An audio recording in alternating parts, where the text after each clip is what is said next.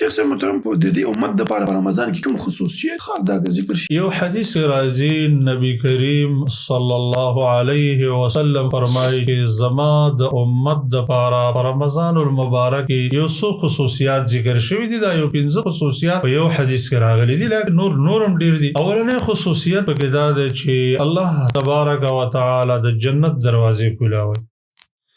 دویم خصوصیت پکې دا ده چې د جهنم دروازې پکې الله بندوي. او دریم خصوصیت دا ده چې الله سبحانه و تعالی سرکش شیطانان په زنجیرونو کې ښکیل کوي. او څلورم خصوصیت دا ده چې الله پکې د دې رمضان المبارک په آخرنۍ شپه کې خپل بندگانو ته مغفرت کوي. صحابه کرام عرض وکړه دا ليله القدر دا ویل نه، لیلۃ القدر نه ده، بلکې عامل چې کله یو عمل انتها ته ورسوي نو الله تبارک و تعالی ته خلق ورکوي، هغه مزدوري ورکوي. نو دا یو خپله بندګي د الله دپاره خلکو انتها ته ورسوله، الله رب العالمین هم د بندګانو ته دا اجر ورکوي. پنځم خصوصیت دا ده چې لخلوف فم الصائم اطيب عند الله بالريح المسك. د روزدار د خولې بدبوي الله رب العالمین ته د مشک او د خوشبويي نه ډېره بهتره ده. دا 15 خصوصیات یو حدیث کې راغلي دي. ورنه رمضان المبارک خصوصیات لري.